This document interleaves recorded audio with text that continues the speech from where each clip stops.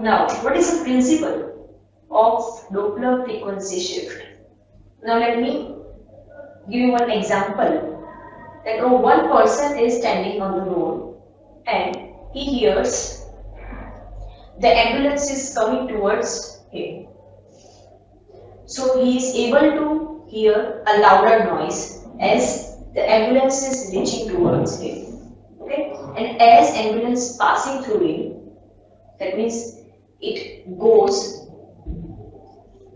farther from him, then the noise of that ambulance is going to be decreased. Okay, so we can say that as the ambulance is moving towards that person, the frequency of that sound is going to increase. And if the ambulance is moving away from that person, that frequency is going to be decreased. The same concept is going to be applied when the target is moving towards the radar and moving away from the radar.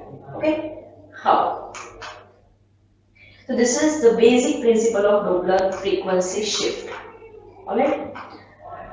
So basically, the Doppler frequency shift implies the echo frequency. Okay? As the echo frequency is going to decrease, that implies my target is moving away from the radar. And if the frequency of echo is going to increase, that suggests the target is coming towards the radar. Alright? So based on this frequency, we are able to detect whether my target is moving away from the radar or moving towards the radar. That's why the sound of passing train or the airplane goes from the higher pitch to the lower pitch. Alright, the passing train, the same example. If I am standing on the platform and if the train is coming, then I am able to hear that voice louder as it coming towards me. But if it moving away from me, from the platform, then I am able to hear a less volume.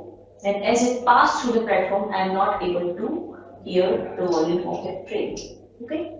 So that example is the best example of understanding the principle of Doppler frequency shift. Alright?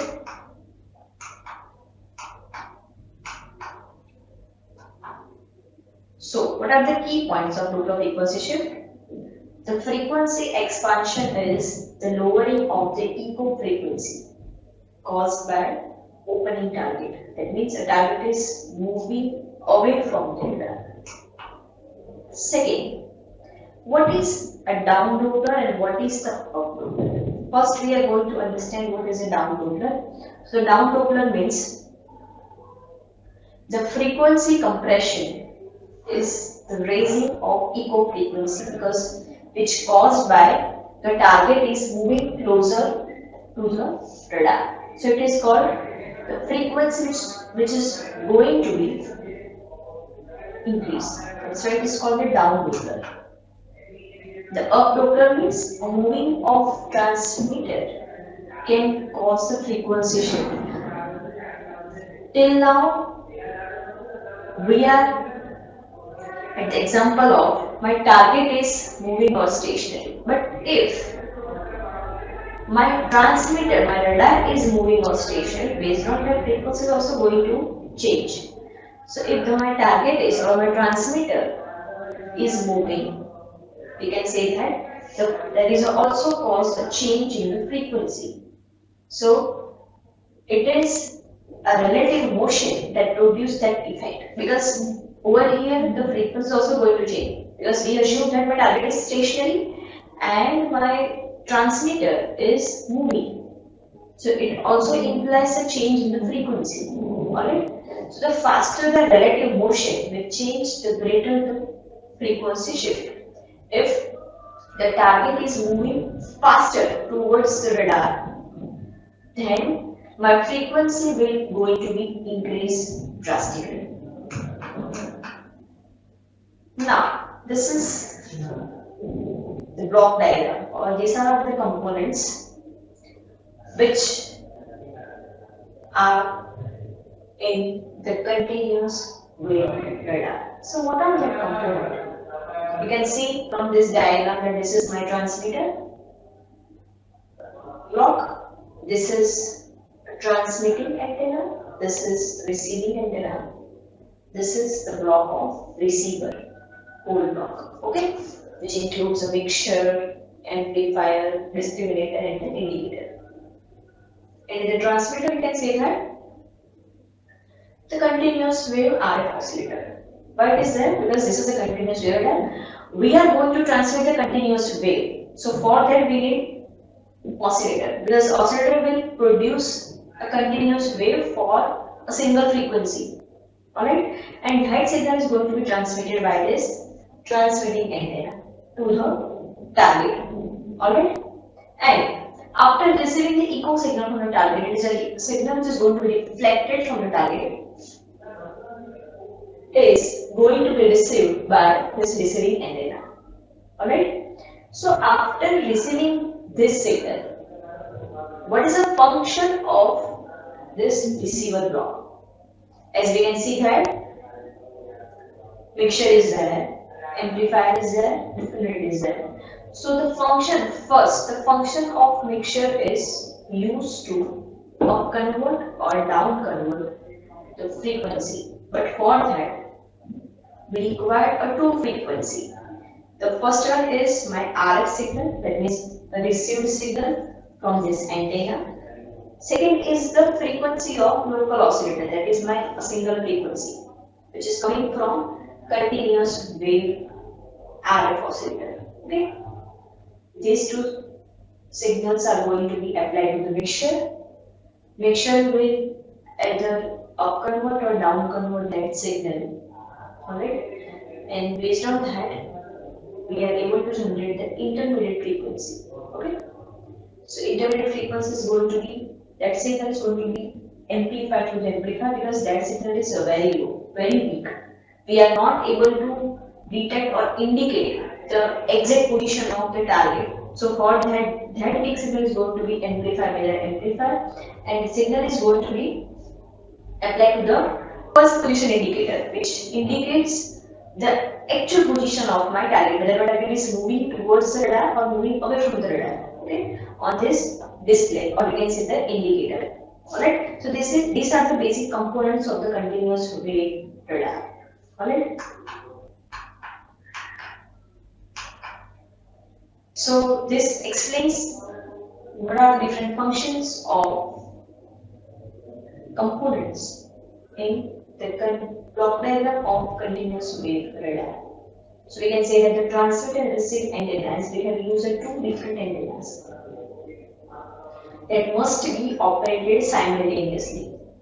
Okay, because it must be located separately, because one is going to transmit the continuous wave, another one is going to receive the echo signal continuously. Okay, so for that we require a two separate antenna. Second,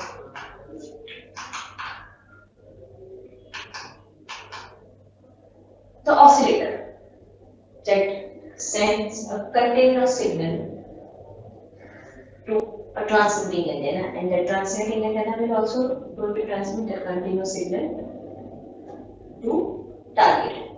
Apart from that, we are going to send that continuous signal to the mixture as well as a reference. Alright. Third, the mixture. As I have told you, the big signal is going to be received.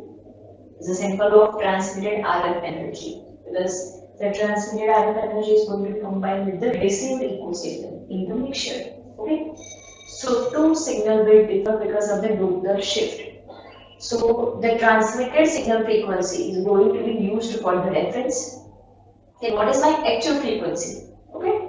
And the signal frequency, which is going to be received as a part of echo signal, we are going to combine these two signal frequency. And if the frequency is lower, so I can say that the target is moving away from the radar. And if the frequency is going to be increased, then we can say that target is moving towards the radar. Okay. So the output of the mixture is the function of differences in frequencies. Alright? Amplifier, it will increase the strength of signal before sending it to the indicator. Now what is the function of discriminator? S.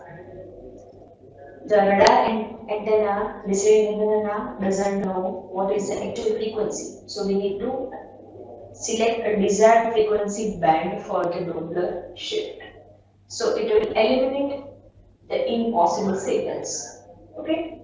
So it allows only a certain frequency band.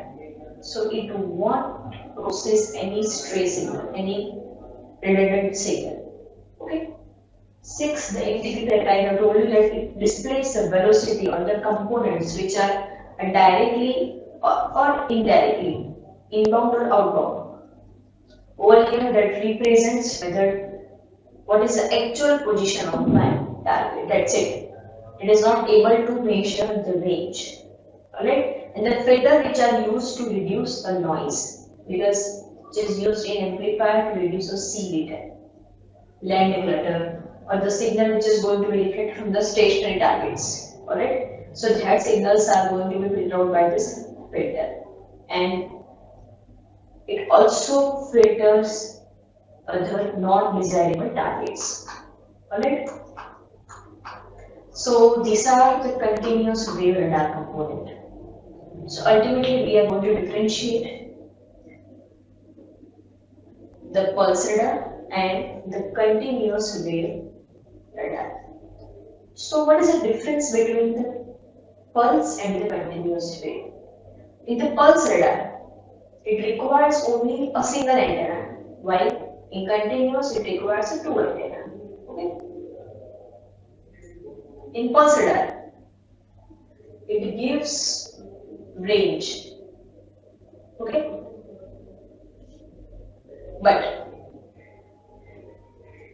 in continuous wave radar, it gives a range or any other information. Okay? Third difference, it is susceptible to the jamming.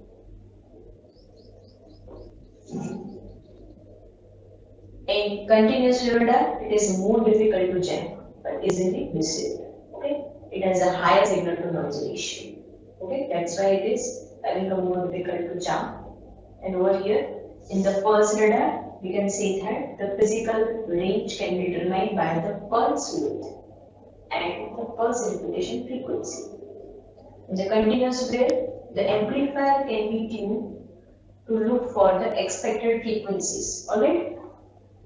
So this is the difference between the pulse radar and the continuous wave radar.